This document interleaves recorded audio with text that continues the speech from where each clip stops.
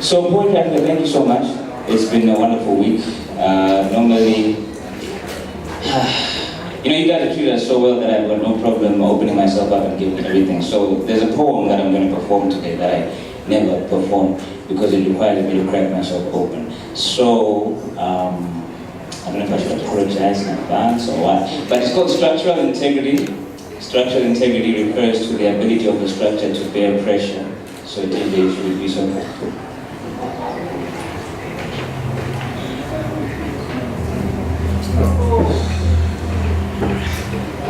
I hate how heavy hope is.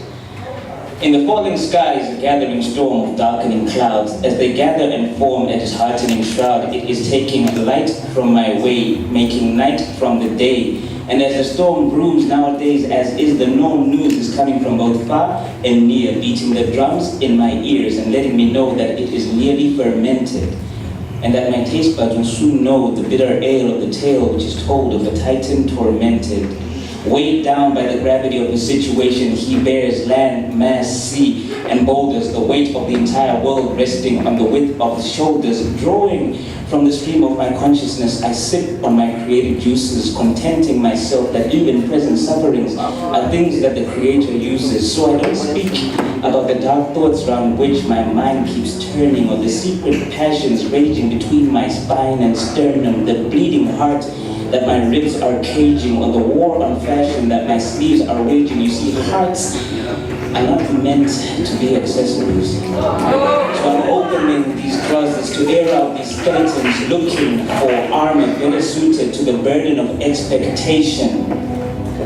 Minding the mind not to meander in the maze of the world's ways. Bracing the back to be able to bear the brunt of what the world weighs, but your world weighs heavy. And I am weakened. I am weakened. I am weakened by the emptiness of my refrigerator, reminding me that I have invested too much in the mere cooling of water and I am drowning in the deep end. I won't mince my words, but I relish Monday mornings because they mark the end of the weekend and the start of the work week, wherein I work weak, fingers to the bone, trying to make ends meet. Caught in the vice-like grip of time's crunches, you realize there really are no such things as free lunches.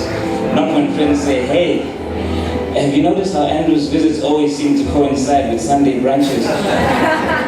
You see, for these meals I pay, but currently dignity, the only currency that circumstance and life will accept, as they pin me face down and proceed to place on my head the premature beginnings of a great crown. Meanwhile, I'm trying to figure out what it all really means, while a debt collector's number keeps my phone ringing the tears out of my mother's pillowcase. Those were precious to me. Washing the weeping blister stains out of my father's gloves. Every day that he works for this family is a labor of love. Looking at my little brother and thinking that you deserve better from me. Things that never heard me say, but thanks to this damn dreamer's disease, I can stand on this stage and put my soul on display. Getting these weights off my chest, bench pressing, striving to become the benchmark, the funniest man on this stage, the winner of that slam, but somehow, sometimes it all feels like a big sham.